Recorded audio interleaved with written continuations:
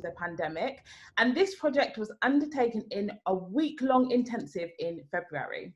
Students responded to the call, and from their video audition submissions, 18 were chosen to participate in the project with that one and only Kloe team.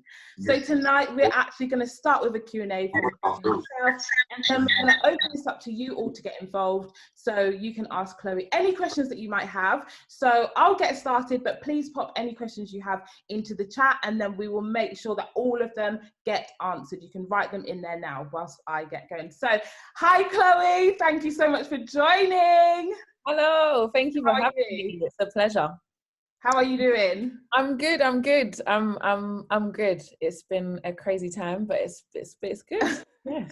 Wicked. We're so happy that you're able to join us. So I've just got a few questions to start before we obviously open the floor. So the first thing was, could you just tell us a little bit more about your dance background and what kind of got you to where you are today? So I started dancing from a really young age, kind of similar, I think, to a lot of people in my generation. Like, I saw music artists like Michael Jackson and Janet Jackson, and loads of other people, Aaliyah. There's loads of groups and singers that really inspired me to want to dance and perform. So I started off trying to teach myself in my bedroom, and then moved on to like being able to attend some after school activities. I went to a really artistic primary school. I was really lucky that we did a lot of talent shows, like literally weekly, because our head teacher was an artist himself, so that was a really great thing. And then when I grew up and went into secondary school, I started finding anything and everything that was performance based, that was free, because I didn't have much money to be able to pay for anything, so I was just literally trying to find every opportunity. Started training, became part of a dance cruise, and then from then competed in those dance crews, and then started to find opportunities of work and auditioning. I wanted to go to like stage school and performing arts school. I got into a few, but didn't have the money to do it, unfortunately. So ended up going to WAC Arts College. So I went on the weekends first, and then I went to the diploma, but I couldn't continue, unfortunately. So I ended up leaving there, and made my own timetable of training, literally from any money that I made. I started teaching at like 15, thinking I knew it all. So I make money from that, and then also like part-time work that I got, and anything and everything that I could hustle. Ended up paying for all the classes that I went to, and then just tried to do as many experiences as possible.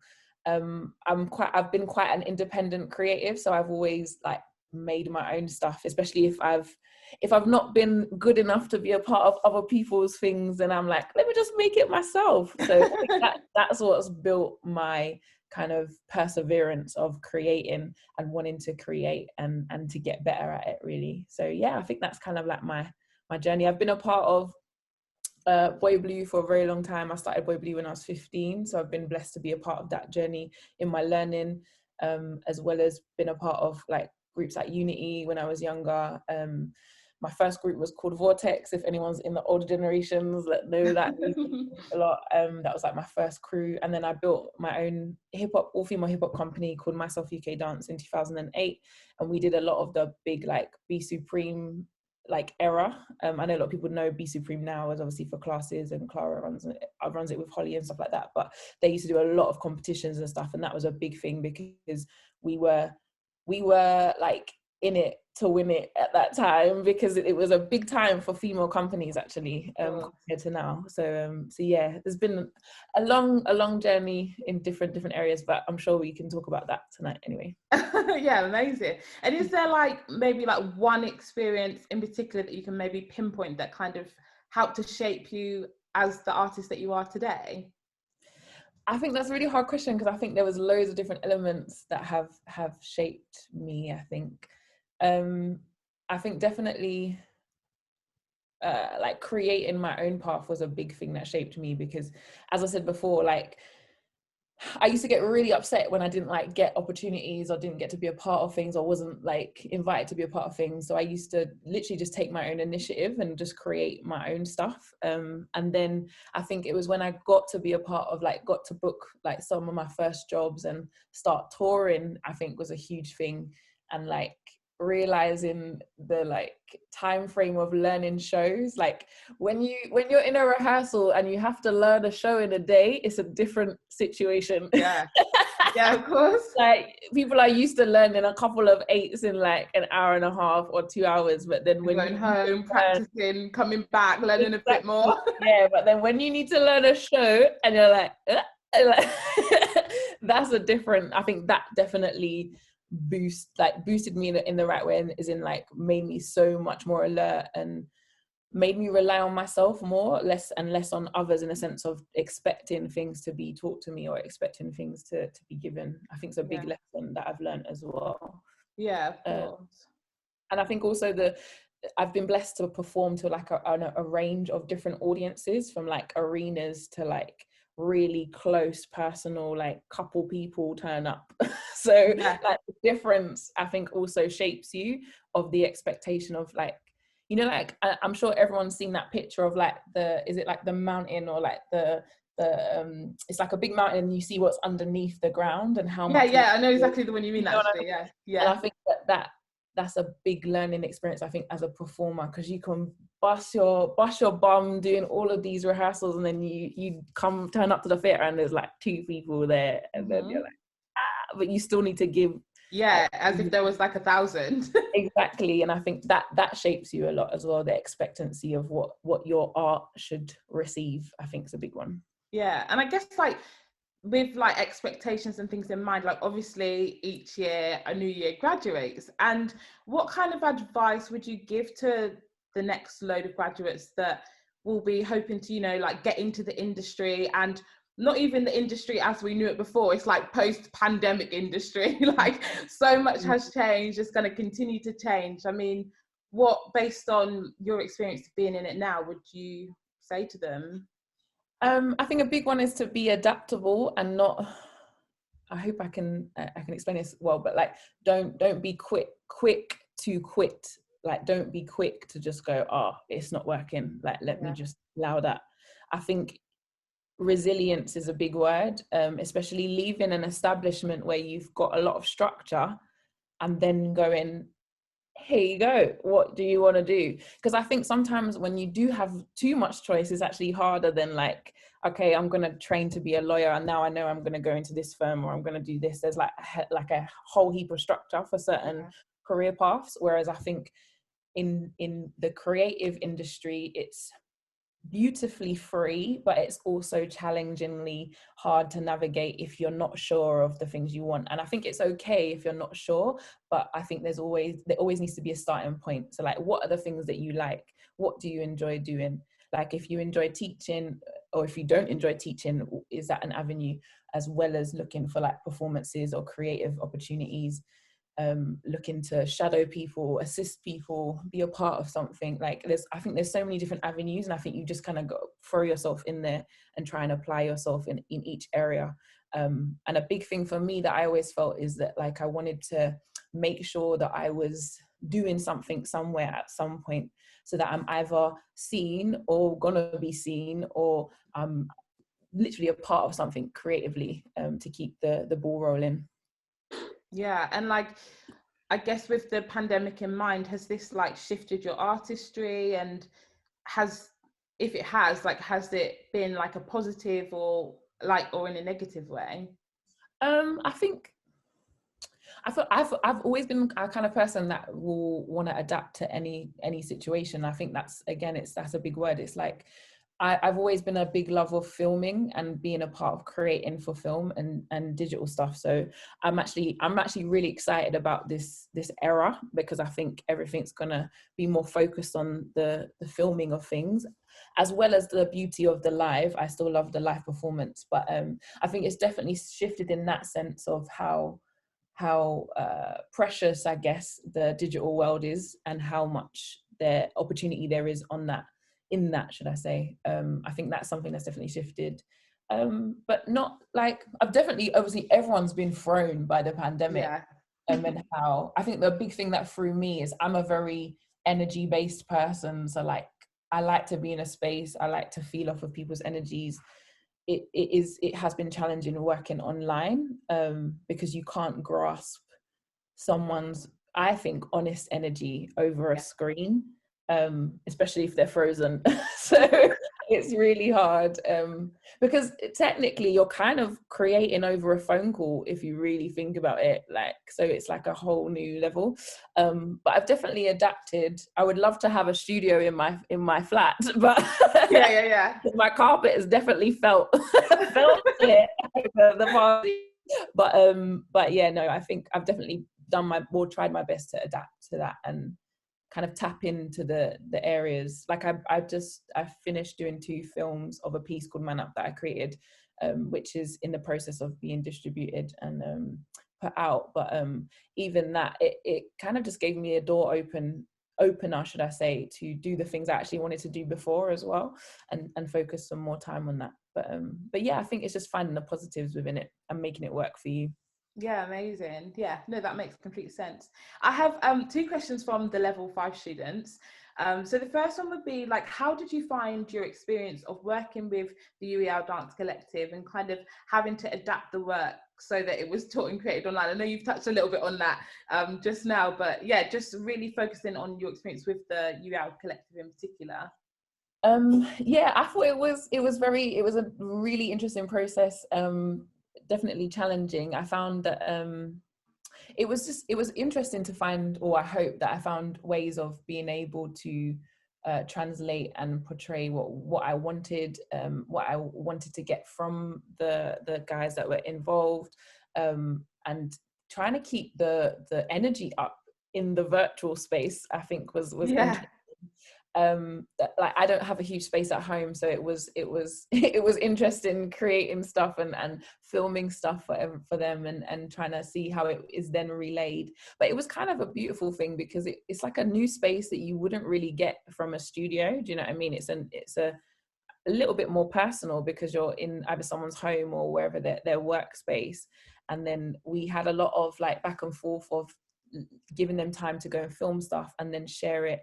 And I think it was interesting because, you know, like when you're in a class or you're in a rehearsal and you have to watch each other dance, it's like a whole new energy having to present like what you've just filmed, because it's Yeah. you know what I mean? So I think that was interesting to see how that worked, and just having normal conversation as well as artistic conversation and talking about tasks and stuff. I think it was nice to have a nice balance and blend of the two.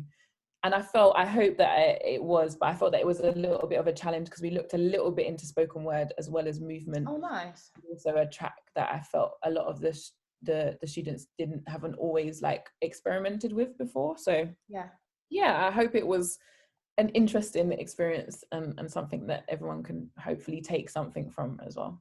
Yeah, definitely. And I think, you know, they've had to learn in such a different way this time. And how do you think that like the participants of the collective had to adapt their own practice, and what new skills did you discover about yourself, particularly from working in this way? Definitely learning to have more clarity. Also, I think, which is a bit I found harder, is, I felt like I'm up for like showing what I want to achieve. So like sharing movement wise what I want to achieve, but especially in the parameters that were there, I think it really pushed me to try and articulate more what I wanted to achieve and set more tasks for the students to take part in. A little bit different to if we were to be in a space and be able to move everywhere and keep moving the whole time. So that was definitely a challenge. I felt like I thought it was a challenge for them in a sense of, because I know if I was a student in that situation, you need the motivation that when I go, okay guys, go off and film this, you need that motivation to go, okay, like let's film this, let's get this, let's go for it. And I know me sometimes when I have to film stuff for jobs and I have to send stuff off, like I film stuff like 10 million times because I'm a bit of a perfectionist, and then I'm like, my finger was like this, so I need to film it again. So I know that I think it was hopefully a good challenge, because especially the way the world is moving forward with like self-tapes and stuff, I think that it really was a good push for them to build confidence in themselves, filming themselves, and performing something back for camera, which I know like the younger generations now are normal to that, because every day TikTok, every day Insta, but I still think it's a new level of confidence that you need in front of a camera anyway. Yeah, no, definitely. I completely agree. Definitely. Okay, so I'm actually going to open up the floor now to anybody else that has any questions for you. Let me see. I'm just going to have a look in the chat. I think that, okay, I have a question that was sent in, and it says, "Hi, Kloe. What were you looking for in your dancers for the piece?" And that question was from Tansy Speed. As in like the audition, or is that what it's about? No? Say that again, sorry. Was it about what I was looking for in the audition process, or? I think so. It says looking for in your dancers. So maybe when you looked at the all the submissions, like what in particular? Oh, okay, cool. I just thought you meant like in life. What do you look for in life? Okay. So I think it was looking at individuality, confidence, also like ability, like what kind of, because we asked like to see their like style preferences and freestyle, because again, because of the situation, I want it to be predominantly choreography led. Because of this situation, I wanted them to have an input, which they did have a great input, and everyone did an amazing job. So I wanted to see that ability. Yeah, like I think it's important when you're doing a project like this that everyone collaborates and it's not just dictating like what should happen. I think it should be a collaboration. So I was looking at people who believed in themselves, had confidence, had a range of movement and versatility, who I felt would be good to collaborate with. Yeah, amazing. And there's one more. It says, "What is your biggest dream in regards to dance?" That's a hard one.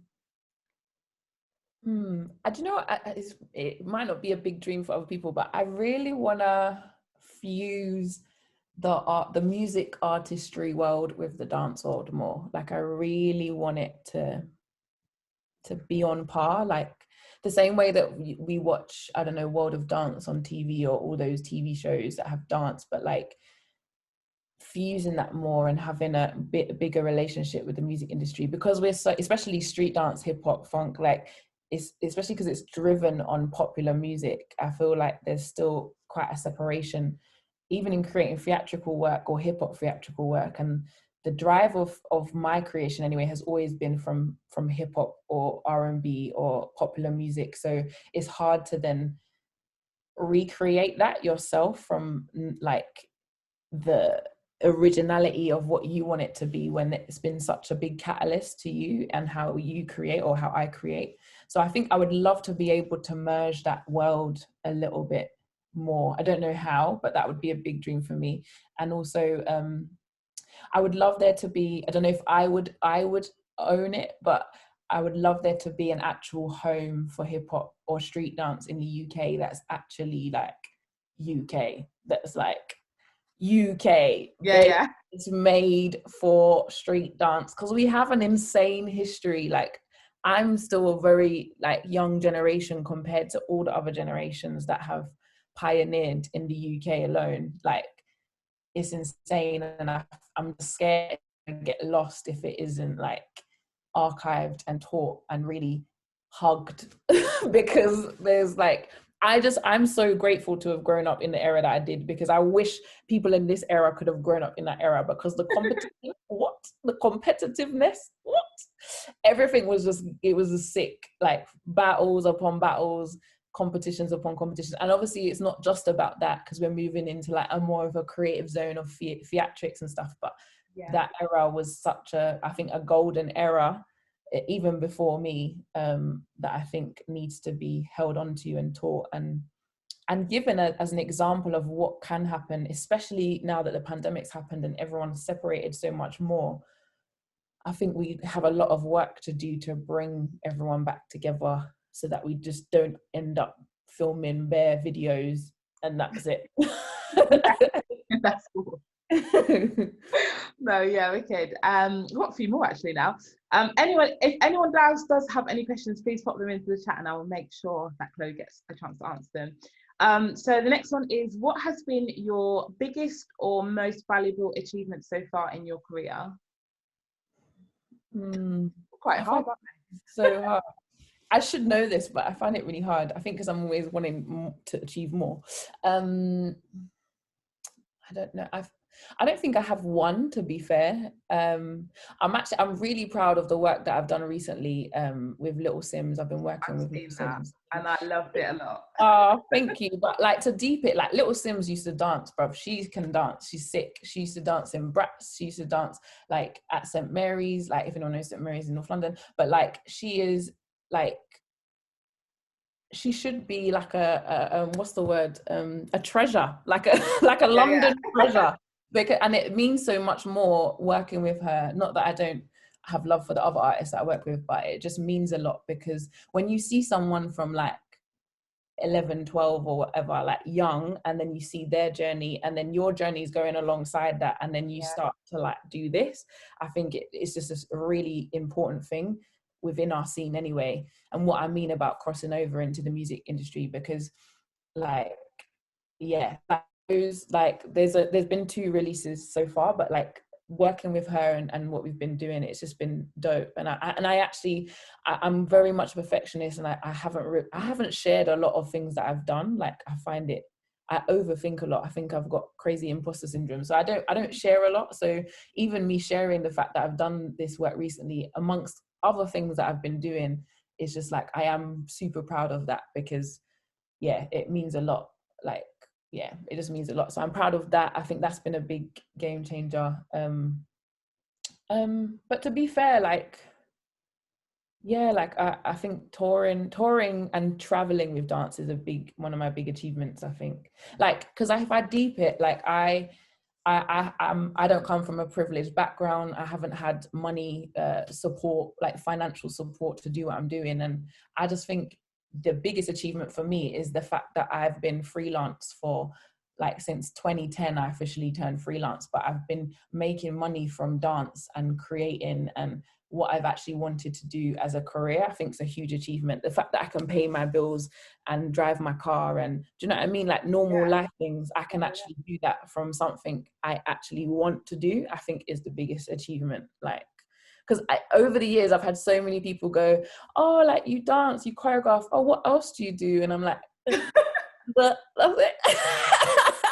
Like, that's my job.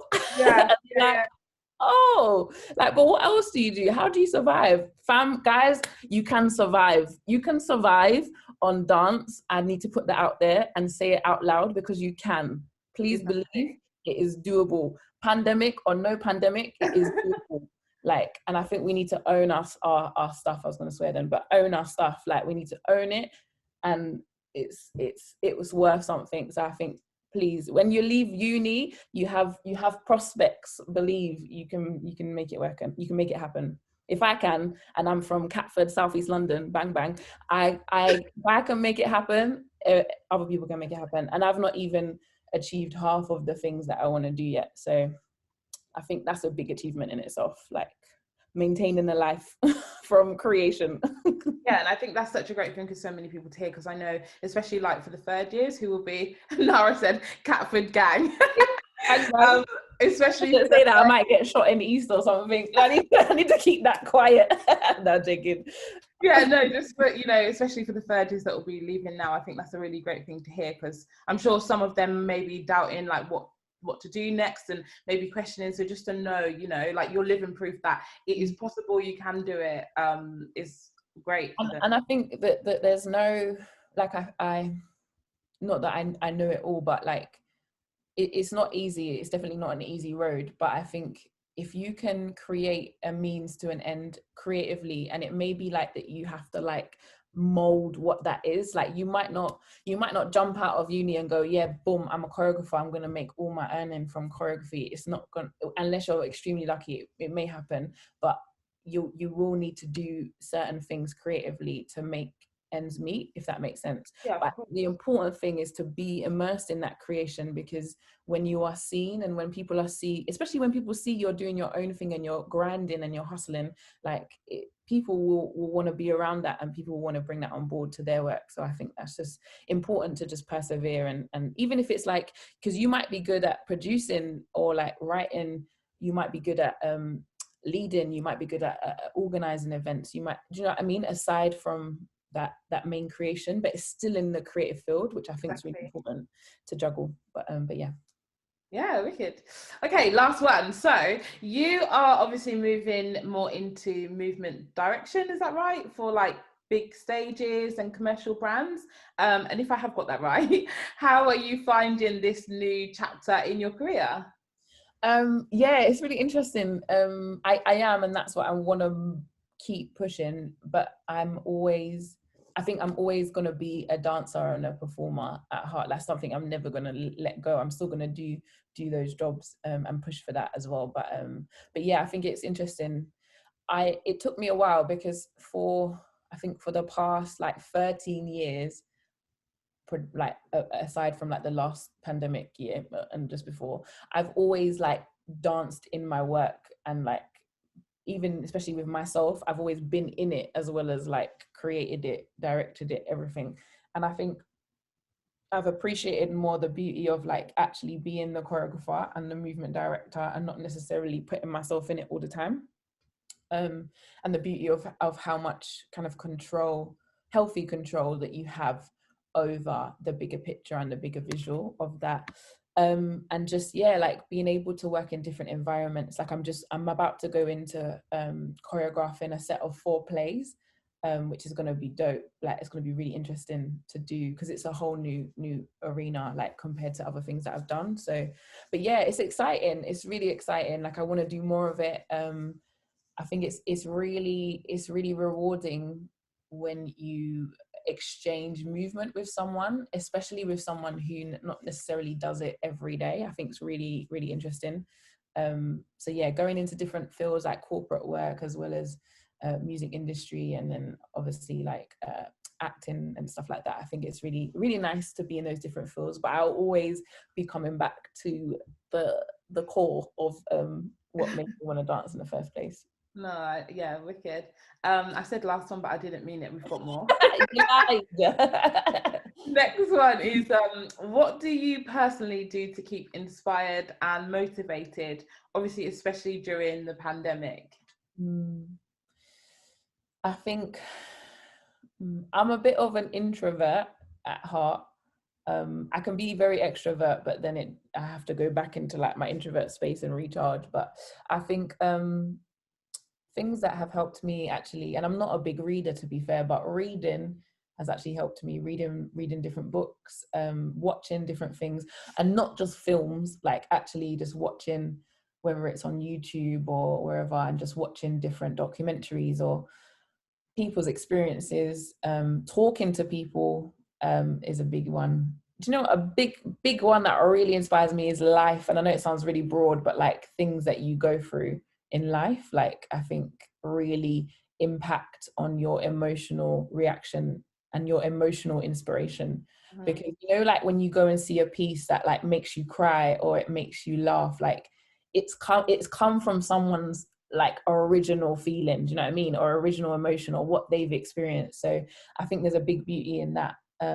Yeah, like talking to others or being a part of feeling what other people are going through, things that are happening in the world, social movements, like political things that really drive, like, because you know that sometimes there's things in the world that you just can't do nothing about, like there's nothing that you can do, but you can express about it, if that makes sense. I think that's a big inspirational drive. And a big inspiration as well is seeing people that are like, that I can relate to, just killing it, like, just, you know, like when you see other people glow, like you're just like, yes, like it gives you hope and it makes you think like, I can do that. Like that's what's inspiring. And a big I know it's like not creative inspiration, but a big thing that's really made me go, yes, like we need more of that, is like letting go of age, like not letting age be a barrier, like because I think it can be sometimes, and whether you're young, because even when I was younger, I'll be like, oh, I'm too young to do that, or even at a young age, I'll be like, I'm too old to do that, like an idiot. But I think that there's always that parameter that we put in ourselves, like we need to do this by this age, or we need to do this by then. And I think letting go of that, I think is great. So I've really loved watching, like, you know, like there's 70-year-old women that are like bodybuilders and stuff, and you're like, yeah, man, yeah. Yeah. Like, you know, just breaking those ageism barriers, like all of those barriers, sexism barriers, everything, like all of that. Like, yeah, man, I'm all for it. All for it. And I'm all for just, I think we just need to support and big up each other more. Do you know what I mean? Yeah, There's definitely. there's too much negative things happening in the world that we can't control, that I think we just need to give each other that big up, that love all the time, man. Yeah, for sure. So if you were going to start your career all over again, what would you have liked to know?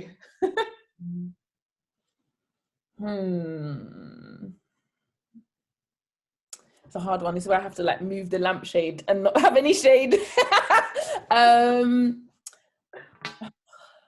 What would I have liked to know? That's really hard. I think that's a really hard one. I think maybe I would just love to have had a been CC'd into like knowing that like you need to build your network. Yeah, I think that's really important. It's a big one. I think I knew it, but like when you start to like get further into the industry, you're like, like okay, like you really need to build your network. I think was a big one from a young age. I wish I knew more of, or had I think maybe more confidence to navigate better. I would love to have got a little message about naivety, as in like, I think, well, for me personally, I think I was a bit quite naive to like some issues that were in the industry that I experienced later on.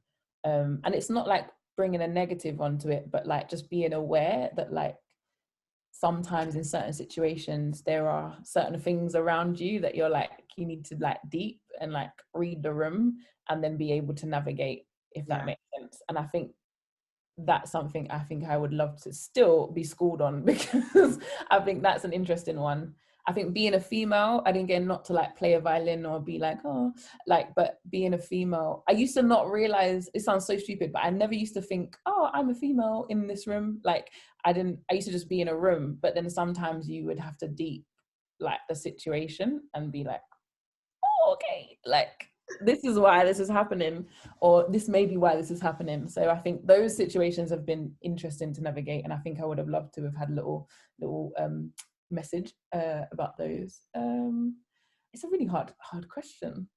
I think, and I think this is something to me now even more so, is like not being too precious about what you create, because you never know who's watching, and you never know what might inspire someone and might make them want to work with you.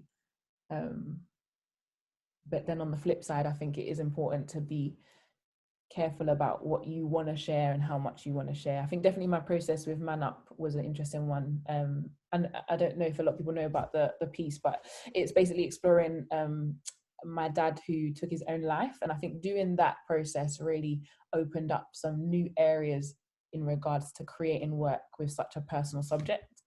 So I think that was a big learner for me. But yeah, I think that's a really, sorry, I don't even think I answered the question, but it's a hard question. Good question. I'll get back to you. No, you did.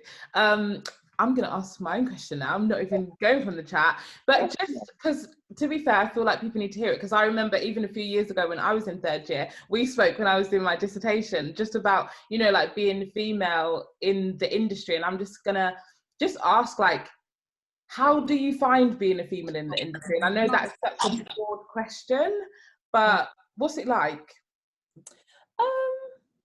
Like I said, I was quite naive sometimes. Like I didn't, like I big up myself and I big up other women. Like I'm all for that. But I was quite naive sometimes to like I don't know, maybe experiences that I've had or the way people have spoken to me. Because I used to like take certain, like I did a show recently, and it was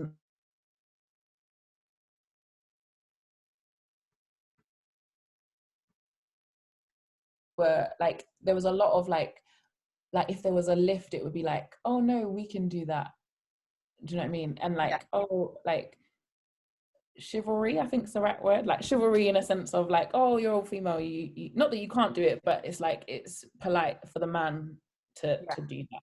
And I just find those things interesting because I don't really, like I said, I don't go into a space thinking I'm a woman and this is what I can do.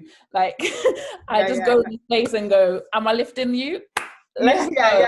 Like I never really think of it in those boxed ways, and it's not a bad thing for people that do think like that, because it's obviously it's meant to be a polite gesture. But like I ended up lifting like a guy who was like 6 foot something, and I had no issue. Not that I'm trying to say I got gains, or I try but do you know what I mean? It's not an issue. And I think sometimes it's interesting in those situations or those setups, because sometimes I've just not deeped that, like, or like I'll enter a battle and I'm like, I don't really look to see if there's other girls, but then I realize, oh my God, like there's like me and one other girl, or and it's like, and it's not even a thing of that's a bad thing. I more so think, and that's why I set up my company. I'm like, where are the guys? Like, where are they? Like, and when I start speaking to women, it's more like, oh, I don't feel confident, or I don't feel ready, and that's why we did at our 10-year anniversary, we did the discussion about like why there's not more visibility of women in the scene, and why women don't feel comfortable or confident to stand up. And I felt that, like, being really, really blunt, and I think trying to be transparent, is like I get the gist, and I've got the gist before, that like people don't want to program women for the sake of programming women, and I agree. But then I feel like there is sometimes what's the word, like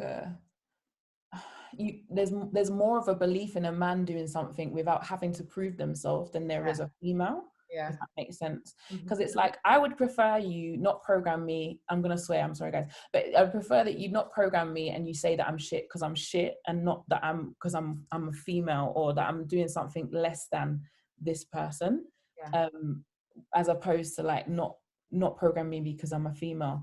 And I respect that. But then if socially you're already seeing a female like this, then you're not naturally going to think to program more women generally anyway, when it's already the scene is already saturated with strong male figures.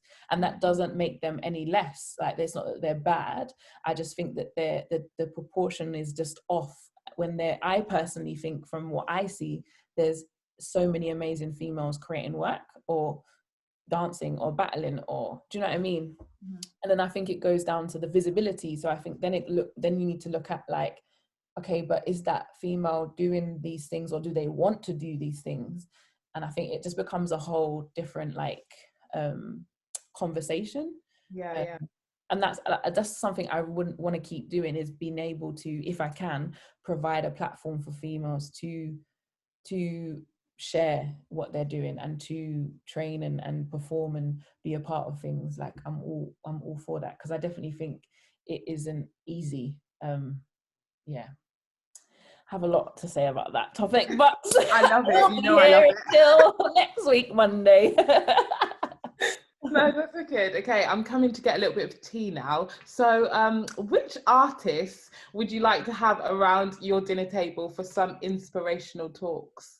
Ooh. That's an interesting one. Whenever I get asked these questions, all the names just fly out of my head. If you had to pick, like, let's say 5 people, okay. I would say, oh gosh, that's really hard. Does it have to be dance artists, or just any creatives? No, it says artists. You're free, whoever. This is really hard. I would love to. I don't know if anyone knows who this person is, but he's a musician, and he's called Benjamin Clementine, and he's a pianist, and a poet and a singer. He's amazing. Probably know his songs, but not know it's him. But I would love to get him on a table because I believe his imagination is insane. I would love to get. I'm gonna say her name wrong. This is really, really bad. Is it Christine Pite? She did. I'm really, really bad with names, guys. She was the only woman, like she's the first woman after 25 years. Carla will know, if Carla's here. Carla will know who I mean. She's here, I can see her. Oh, okay. Yeah. So her, this is really hard. There's so many people that I think are dope. Crystal Pite, thank you. Christine, fam, who's Christine? Thanks, Brian, thanks, B. Yeah, Crystal Pite, I think she's insane. Do you know what, Tia? It's so hard. I'm dying. Sorry. Okay, just give us one more. Just one more. Last one. Oh, stress. I don't know. I don't think it would be a dancer. You know, I feel like it would be like an artist, like someone. I think something that I'm really interested in at the moment. I know I'm like swerving the question, but and I think this is good for everyone listening actually, because it's something that I'm only discovering. But like finding out what your palette is artistically, I think is so important. And I mean, what I mean by palette is like if you was to describe your dance as a color, like what would it be? Like if I go to see, I don't know, Kenrick's work, and I know it's bait, you'd be like, it's blue because we're blue. No, like when I think of Kenrick's work, I think of like a gray, like a really strong gray, like it's like do you know what I mean? Like his palette is like still, it's strong. Whereas I don't know, if I think of Crystal Pite, for example, I think she's got such a wide range, but she's soft in her approach, but still really, really powerful at the same time. So I think I would think of like a lavender or a lilac or something. Do you know what I mean? Like thinking about your dance and your artistry more than just 5, 6, 7, 8. And I think maybe because I'm wanting to move into more of a creative artistic approach, but like looking at the things you use as your catalyst, and it doesn't necessarily mean you have to use it for the movement itself, but like Wayne McGregor's a good person, I think, to say as an example, because I remember I did his workshop and I was a lot younger. So when I did his workshop, I was like, what's this? Like, I was like, what is this? And then afterwards I realized he's like, because he literally put a picture, like he was looking at architecture, he was looking at all these different things. And I was like, there's so much more to like an artist's palette that is needed, especially when you start to work with different people. Like if you want to just work with dancers or in the dance scene like that, albeit, but I think if you want to broaden that horizon and start to work with a larger creative world, I think there's so much more depth to explore within your own work to be then taken on seriously on another level. And I think that's who I'd want more people around my table of like, do you know who I'd want around my table actually? And I know her, so I if I gave her a nice invitation, she probably would come. But Tally, I would want around my table. Tally, I would want around my table. She like, I haven't had an opportunity to like have like a really, really in-depth conversation with her, but I would love to have Tally, I think, around my table. That's my third person. Nice, love it. Okay, I've got 2 more as well. So as a teacher, what would you say your qualities or strategies are that you've built up over the years? I can learn everyone's name in the room and bang it out. I'm sick for that. Nice. I'm not even gonna try a thing. I know that. And if I haven't, then I apologize. No, but on the level, that's my one thing. Ever since I started teaching from the young age of 15, I was like, I'm gonna learn everyone's name in the room and be able to just go bang, bang, bang, bang, bang, know everyone's name.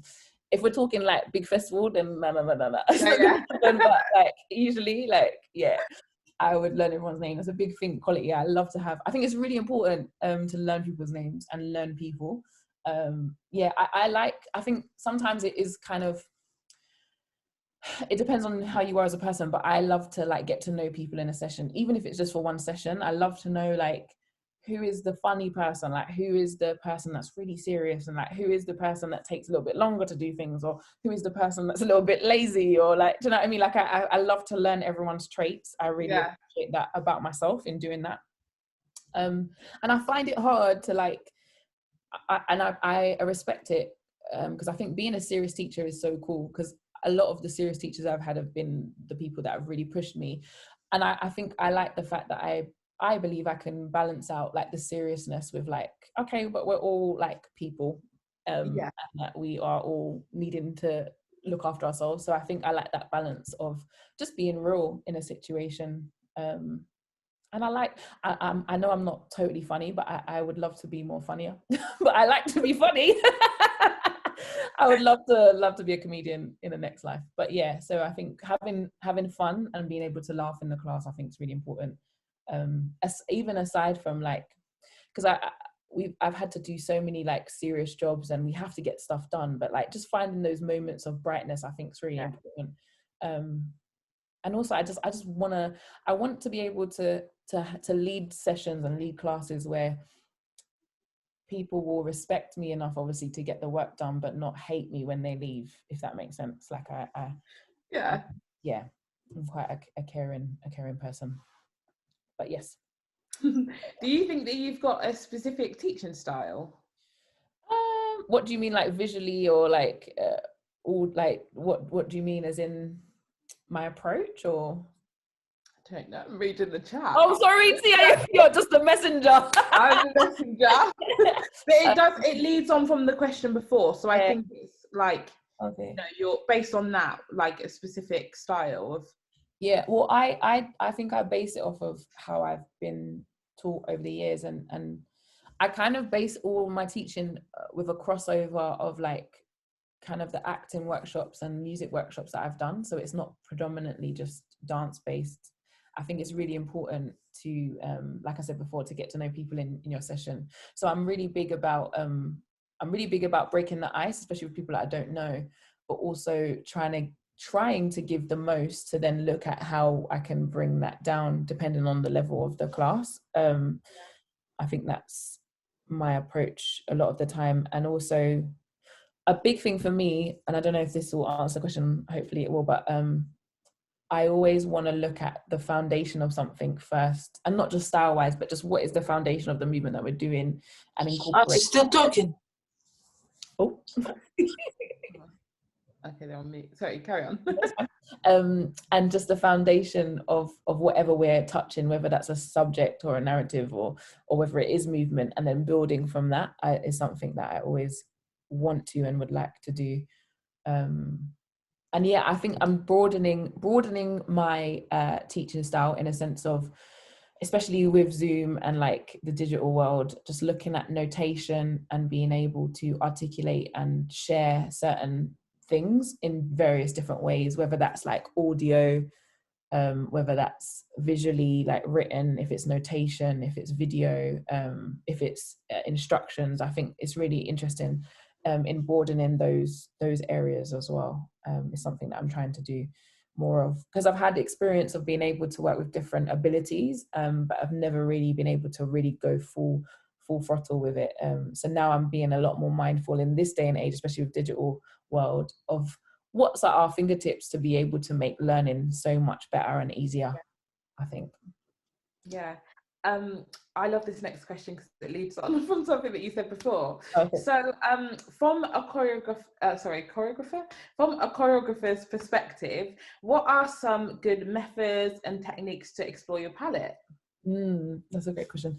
I think ways that I've done it is looking at like the style of music that really pushes me or like really inspires me. So like, what is the mood, what is the vibe, and being able, I guess I think there's different approaches. So like, if you're a choreographer that is like, this is my style, this is my palette, this is it, then I think go with what drives you and what makes you happy and makes you produce in like the most natural way.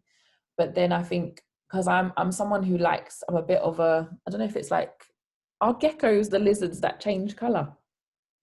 Oh, I don't know. There's like a lizard that change colour. I know what you mean, but I don't know the name. But like, I feel like I change colour so a lot. Like, I like to be adaptable. So what I'm trying to do with my palette is explore the different areas that inspire me. So like, I love creating work that will like I don't mean this in the dark way, but like will really make people feel something, and that is quite deep, or make someone cry, and exploring things that need to be talked about. So that might be like my dark area palette wise, and looking at what are the things that inspire me, what are the pictures that I see. So for me, palette wise, I'm looking at like, what pictures can I find, what artistry can I find, what paintings can I find that like spark some ideas, or even if it shapes what, even it could be fashion, it could be like, and it doesn't mean like costume fashion, I mean just fashion that you like to look at or that you appreciate, whether it's sculptures, whether it's poetry, whether it's again, if it's song,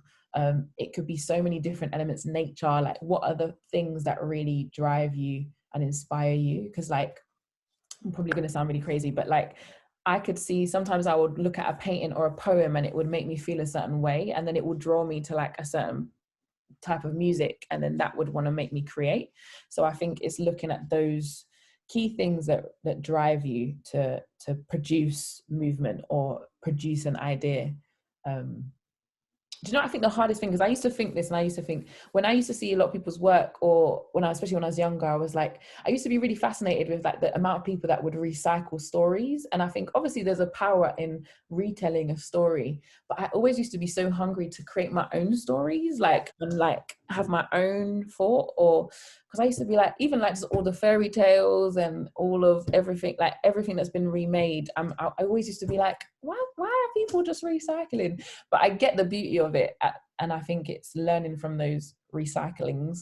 But I've always really been inspired of trying to create a new story, or a new approach, or a new voice. And I don't think I've got that yet, but it's something that I'm really interested in doing. And I think that's also something you could explore in your palette, are like, what are the things that inspire you that have already been made, but then you could maybe make something new out of. There's a book called How to Steal Like an Artist, which I've been reading. Not that I want to steal people's things, but like it's a really interesting book to read, because I was brought up in an era where like, if you bite my move, it's bad.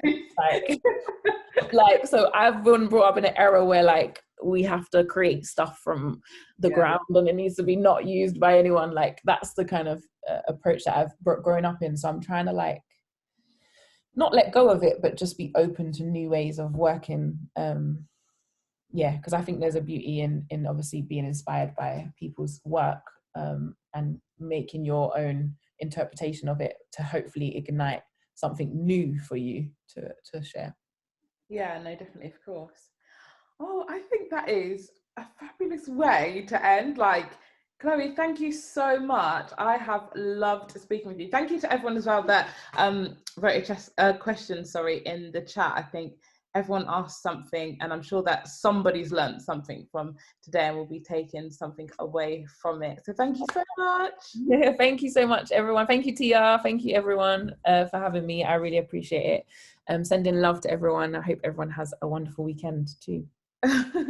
So we are now going to move on to watching the film of The Blow Up Project, which is by Kloe Dean herself and performed by the UEL Dance Collective.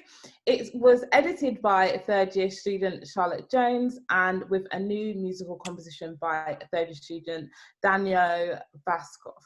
Before we go, I just want to remind you all, though, of the time change for tomorrow's workshop with Frankie J. So this will now be going ahead from 3 till 4, and there will be a Q&A after that as well. So please make sure that you are there. Okay, so as always, you can click on the link in the chat, which will take you directly so you can go and see the UEL Dance Collective video. And please remember to tag us in anything that you do share on your social media pages. And that's all, we're done. Thank you all so much. There was loads of you that joined us tonight, and that's great. Hope to see you all tomorrow for the finale. See you then. Tia, just to say, we're actually gonna stream the video live. Oh yeah. Oh, even better. Yes, we are. Wicked. Okay, stay here. Don't go anywhere. Don't go anywhere. We're gonna watch it now.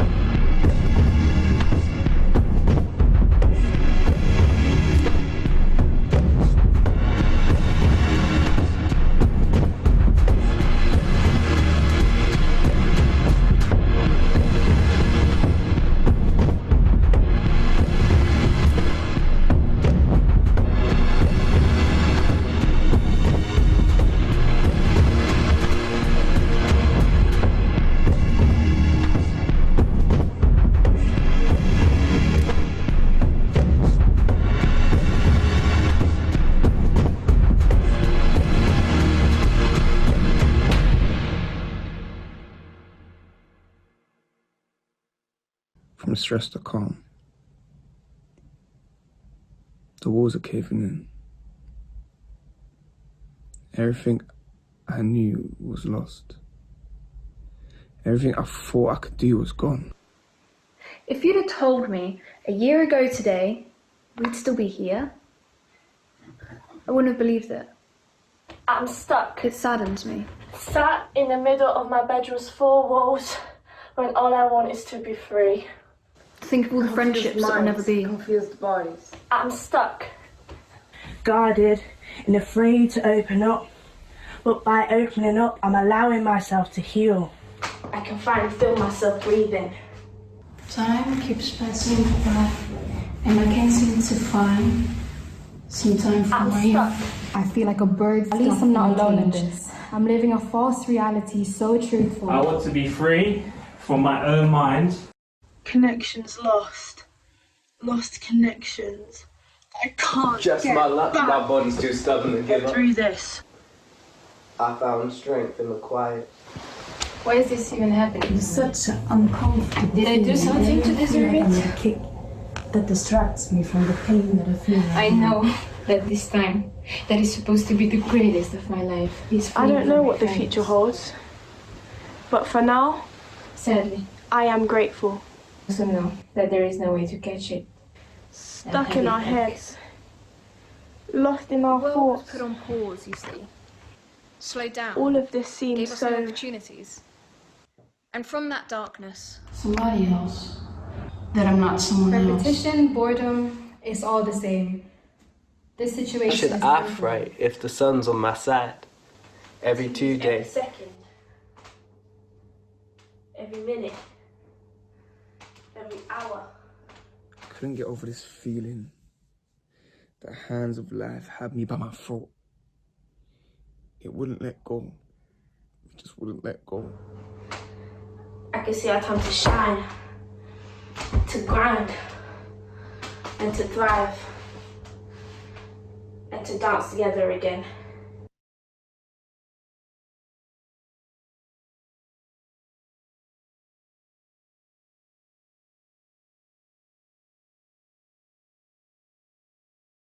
That was so amazing. I just can't believe that you did it in a week and virtually. It's just insane. Like the quality of that video was just nuts. Like nuts. I hope everyone who was involved just feels so proud of what you were able to achieve. It looks wicked. Yeah. And everyone is in the chat going off. Yeah. Wicked. What? Bullet. Yeah, no, I just want to say big up to everyone, because I think we just got to remember that like it was a lockdown and it's a pandemic. People haven't danced in a long time, and I think for doing that, and like everyone was really vulnerable. So I just want to thank everyone for being vulnerable in it, because when I started saying, oh, we're going to do like some spoken word, everyone was like, eh. So I think it was great that everyone just was vulnerable and shared. That was all written by them. Like that was their own experience, what they felt. The discussions that we had. So yeah, and it was a collaborative process, which I think, especially hearing the word collective, like I think it's important about that collaboration, and I felt that we achieved that collaboration. So big up to my crew, bang bang.